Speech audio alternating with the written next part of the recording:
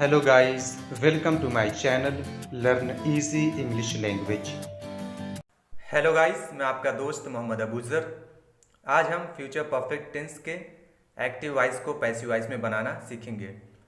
इससे पहले हमने एक्टिव वॉइस में देखा था हेल्पिंग वर्ब जो थी वो विल हैव और शाल हैव थी। ठीक है, पैसिव वॉइस में हेल्पिंग वर्ब होगी विल हैव बीन और शाल हैव बीन।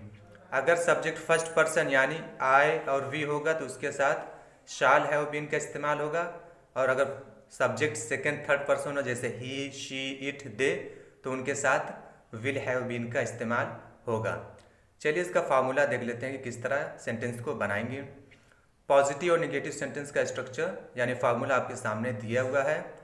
पॉजिटिव सेंटेंस में सबसे पहले सब्जेक्ट, अगर सब्जेक्ट फर्स्ट पर्सन यानी आई और वी होगा तो उसके साथ शाल हैव बीन और बाकी के साथ विल हैव बीन का इस्तेमाल होगा। वर्ब का थर्ड फॉर्म बाय ऑब्जेक्ट। इसी तरह नेगेटिव में भी रहेगा, सिर्फ उसमें विल नॉट हैव बीन और शाल नॉट हैव बीन का इस्तेमाल होगा। ये थोड़ा ध्यान रखने की बात है। ठीक है, चलिए एक एग्जांपल देख लेते हैं। Mohan will have punished Sohan. Mohan Sohan को सजा दे चुका होगा। ठीक है, ये एक्टिव वॉइस में है। मोहन सब्जेक्ट है, सोहन ऑब्जेक्ट है। ठीक है, हमें पता है पैसिव वॉइस में सब्जेक्ट को ऑब्जेक्ट बना दिया जाता है और ऑब्जेक्ट को सब्जेक्ट बना दिया जाता है। ठीक है, तो यहाँ सोहन सब्जेक्ट हो जाएगा, सोहन, उसके बाद विल हैव बीन का इस्तेमाल होगा, फिर उसके बाद वर्ब का थर्ड फॉर्म पनिश्ड बाय, किसके द्वारा? मोहन के द्वारा। ठीक है, Sohan will have been punished by Sohan. Sohan को मोहन के द्वारा सजा दी जा चुकी होगी। ठीक है, अगर इसका नेगेटिव बनाना हो कि सोहन को मोहन के द्वारा सजा नहीं दी जा चुकी होगी तो होगा Sohan will not have been punished by Mohan. ठीक है, सिर्फ आपको ये नेगेटिव सेंटेंस का जो स्ट्रक्चर दिया हुआ है उसी को देखना है। ठीक है, आगे देखते हैं और एक और एग्जांपल देख लेते हैं। वे लोग मैच जीत चुके होंगे। इसका एक्टिव वॉइस होगा they will have won the match. ठीक है, दे हो गया सब्जेक्ट, मैच हो गया ऑब्जेक्ट, तो इसको पैसिव वॉइस में बनाने के लिए सब्जेक्ट को ऑब्जेक्ट और ऑब्जेक्ट को हम सब्जेक्ट करेंगे। तो द मैच हो जाएगा सब्जेक्ट, द मैच, उसके बाद हेल्पिंग वर्ब लगेगी will have been, the match will have been, verb का थर्ड फॉर्म वन हो जाएगा बाय, दे का ऑब्जेक्टिव केस होगा them, the match will have been won by them. Match को उनके द्वारा जीता जा चुका होगा।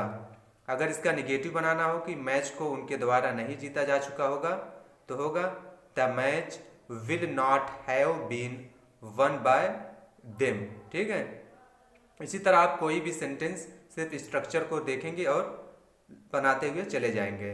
सब्जेक्ट को ऑब्जेक्ट करेंगे और ऑब्जेक्ट को सब्जेक्ट कर देंगे। ठीक है, चलिए इंट्रोगेटिव सेंटेंस देख लेते हैं। जैसे कि हमें पता है इंट्रोगेटिव सेंटेंस दो तरह के होते हैं। पहला होता है यस और नो टाइप्स ऑफ क्वेश्चन, जिसका जवाब हम हाँ या ना में दे सकते हैं। हिंदी में ये क्या से शुरू होते हैं, उसे हम इंट्रोगेटिव फर्स्ट से बनाएंगे, और जिसमें हम कब, कहाँ, क्यों इस तरह के क्वेश्चन पुट करते हैं वो इंट्रोगेटिव सेकंड से बनेगा। ठीक है, चलिए उसका भी एक एग्जांपल देख लेते हैं। फार्मूला तो आपके सामने लिखा हुआ है। क्या से शुरू होने वाले सेंटेंस में सबसे पहले हेल्पिंग वर्ब लगाते हैं विल या शाल, उसके बाद सब्जेक्ट, अगर नॉट रहेगा तो नॉट लिखेंगे वरना नहीं लिखेंगे, उसके बाद हैव बीन का इस्तेमाल होगा, वर्ब का third form by object. Interrogative second में सबसे पहले क्वेश्चन वर्ड रखेंगे जैसे वाई, वेयर, व्हेन, हाउ, फिर उसके बाद विल या शाल सब्जेक्ट के हिसाब से लगाएंगे, उसके बाद नॉट रहेगा तो नॉट लिखेंगे वरना नहीं लिखेंगे, हैव बीन वर्ब का थर्ड फॉर्म बाय ऑब्जेक्ट। ठीक है, चलिए एक एग्जांपल देख लेते हैं। Will Ahmad have won the lottery. क्या अहमद लॉटरी जीत चुका होगा? अहमद सब्जेक्ट है, लॉटरी ऑब्जेक्ट है, तो इसे बदल देंगे। तो होगा सबसे पहले हेल्पिंग वर्ब विल, उसके बाद द लॉटरी, उसके बाद हैव लगाएंगे been won by Ahmad. Will the lottery have been won by Ahmad. क्या लॉटरी को अहमद के द्वारा जीता जा चुका होगा? ठीक है, अगर ये होगा कि क्या लॉटरी को अहमद के द्वारा नहीं जीता जा चुका होगा तो सिर्फ सब्जेक्ट के बाद नॉट लिख देंगे। Will the lottery not have been won by Ahmad. ठीक है, जो स्ट्रक्चर में लिखा हुआ है। चलिए इंट्रोगेटिव सेकंड देख लेते हैं। When will he have hunted a deer. वो हिरन का शिकार कब कर चुका होगा? ठीक है, तो ही सब्जेक्ट है, डियर ऑब्जेक्ट, उसे बदल देंगे। तो सबसे पहले क्वेश्चन वर्ड रखेंगे व्हेन, उसके बाद लिखेंगे विल, उसके बाद सब्जेक्ट लिख देंगे अ डियर, ठीक है, व्हेन विल अ डियर। उसके बाद नॉट नहीं तो नॉट नहीं लिखेंगे, उसके बाद हैव बीन लिखेंगे, हैव बीन वर्ब का थर्ड फॉर्म हंटेड हो जाएगा बाय हिम, ठीक है, ही का ऑब्जेक्टिव केस हो जाएगा him. When will a deer have been hunted by him हो जाएगा, ठीक है। यानी हिरन का शिकार उसके द्वारा कब किया जा चुका होगा।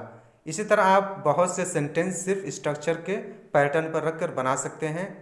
उम्मीद है दोस्तों आपको ये वीडियो समझ में आई होगी। Thank you so much for watching my video.